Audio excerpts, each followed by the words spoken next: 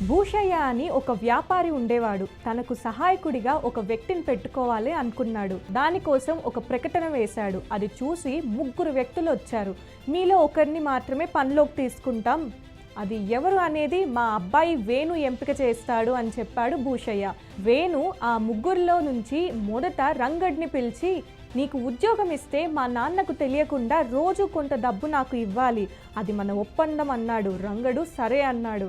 ఆ తరువాత భీముడు వచ్చాడు. మా నాన్న చాలా పిసినారి, నీతో బండ చాకిరి చేయిస్తాడు, కొన్నిసార్లు పని ఎక్కువైతే ఇక్కడే ఉండిపోవాల్సి వస్తుంది, ఒక్కోసారి జీతం కూడా ఇవ్వడు అన్నాడు వేణు. అలా అయితే కష్టమండి అంటూ వెళ్ళిపోయాడతను. ఇక చివరికి గోపాలుడు వచ్చాడు.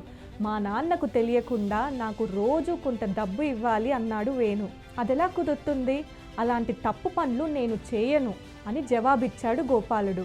మరి మా నాన్న నీతో చాలా పనులు చేయిస్తాడు, సమయానికి ఒక్కోసారి జీతం కూడా ఇవ్వడు, పనిలో చేరుతావా అన్నాడు వేణు. నేను ఏ పని అయినా చేయగలననే నమ్మకం ఉంది, ఆయన ఏ పని ఇచ్చినా చేస్తాను.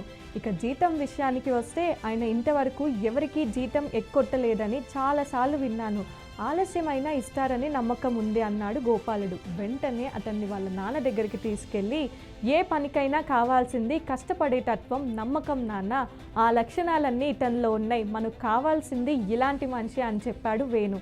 సరైన ఎంపిక చేసినందుకు భూషయ్య కొడుకును అభినందించాడు.